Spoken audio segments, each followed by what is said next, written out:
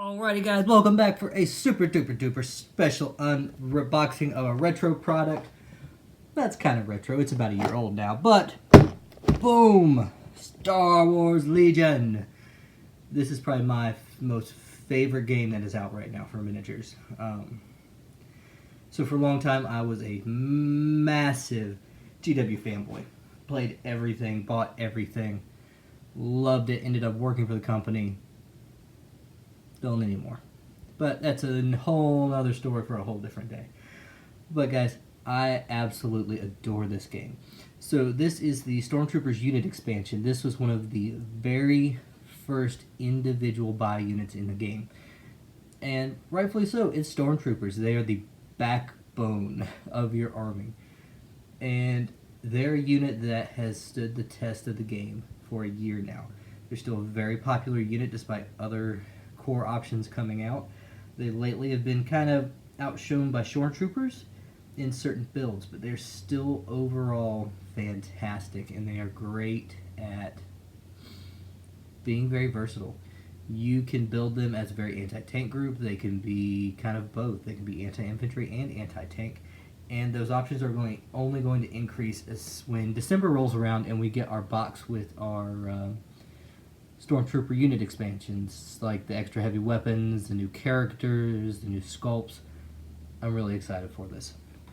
So guys, let's get this open and give this a look. Be right back after we get this. So here we go. We have the wonderful cellophane off the box. That, you know, understand why it's there, but kind of wish it would go away. I don't think we need it anymore. But let's see here.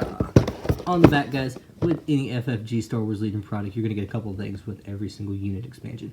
You're going to get the unit card itself right here that you can see, tokens, a couple upgrade cards, and the activation token, which is a huge part of this game that I absolutely adore. Also in this box, we're going to get 7 Stormtrooper units. At most, though, in-game, guys, you're going to use 6.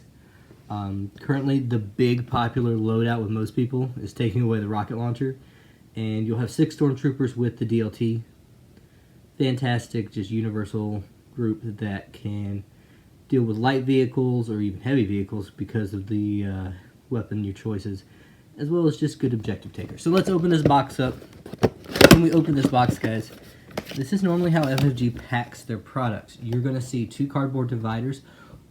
One side's going to have your minis and your bases in it. On the other side, you're going to have this. This is kind of a pouch with all your upgrade cards and your tokens in it. We'll go over that in a second.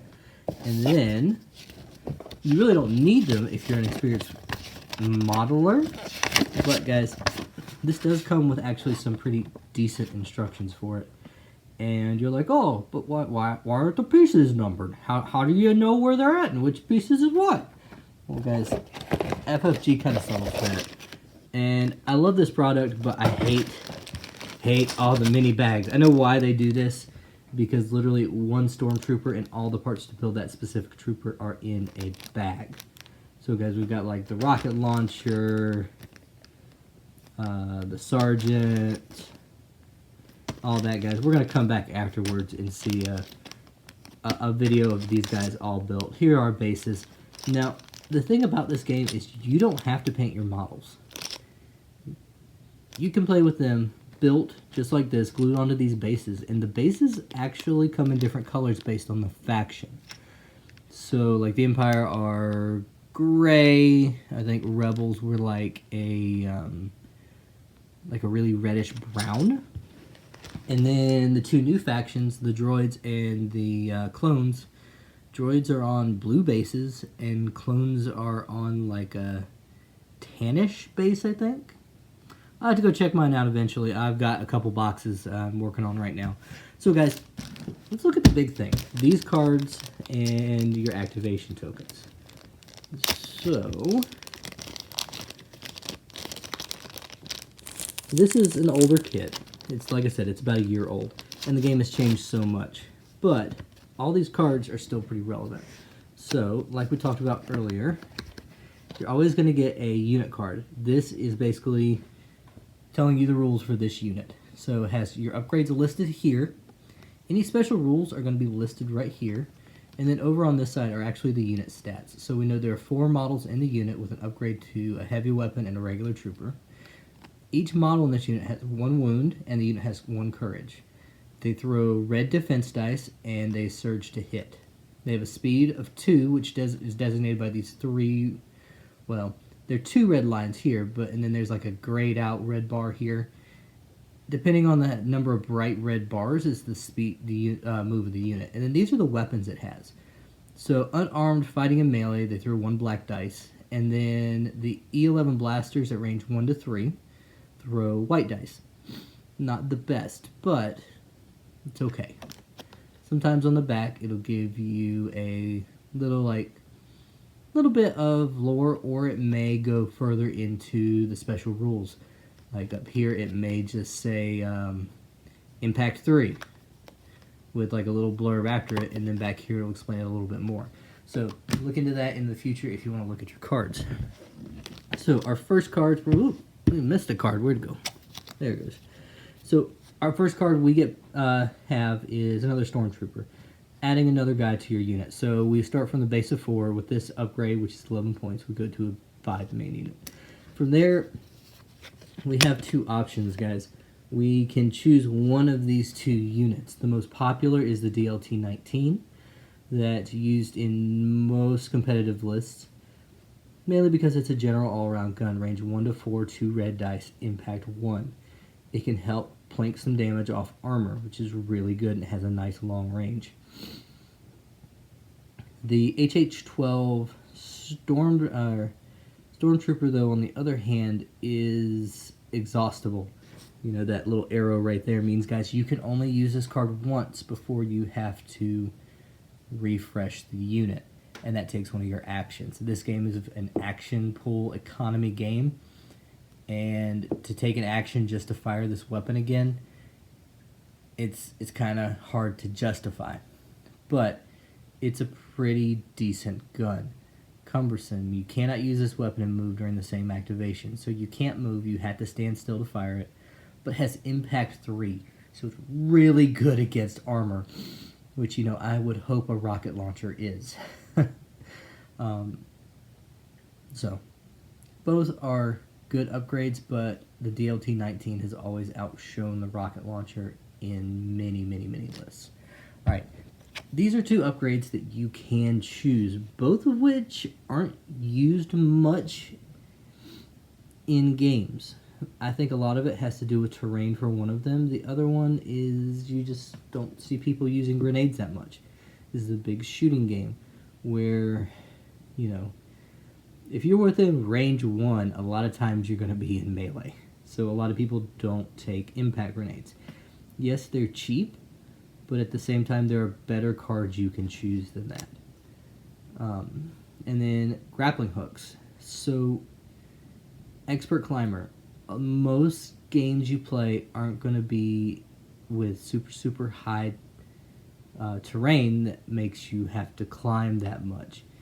At most, usually it's only a range 1 terrain piece, so this card just isn't used because it's not needed. Now, if you've got some amazing board at home that changes that to where this is going to be a good card to play on that specific table, then this card may be fantastic in the future. Alright, so let's kind of clear this off a little bit more, and let's look at these. So, the most important thing ever you're going to see. Proof of purchase. No, guys, this is dumb. I don't know why this comes in here. I think it's just an FFG thing. I just have a collection of these. It's proof of purchase saying you bought the product. It's not really ever used. Alright, on the other side, guys, this token here, and you know what, these just pop out super easy. It's a double-sided token. These are used in the game with your activations. It lets you activate a card, and some of your command cards let you put these face up that you can just choose when they activate. Really cool, great artwork, very basic. You're going to have tons of those probably. Alright, so we've got the broken, which means that if the unit gets this, they're running away. Because they have exceeded their courage value times 4 pretty much. This is, I believe, a standby token, which lets you in the game just stand back, wait until something comes in range of you, and then do like an out-of-sequence shoot attack against them. And then we have suppression tokens. This is kind of like leadership in the game. When these build up really, really high, units have a chance to run away. You have an aim token, which, funny enough, stormtroopers are precise. So if they take an aim action in the game, it allows you to reroll 2 of your attack dice. With the precise rule, when you spend that aim token, you actually reroll 3 dice, which is really nice.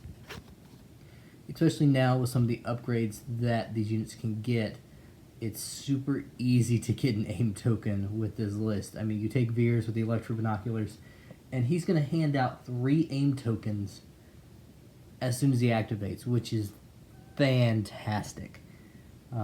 And saves you an action from having to basically aim with units. Or you use him and then aim with the unit as well. You get 2 of these aim tokens, and you're re-rolling 6 dice, which is amazing. Alright, and then last but not least, the dodge token, which you don't see that much in Imperialist, but it lets you negate hits if they're scored on the unit. So really cool. Alright guys, this has been about 10 minutes. So let's take a little break. We're going to come back as soon as I get these models built and reviewed. Or I may just show you some really cool painted ones I have. Alright guys, hang tight. We'll be back shortly.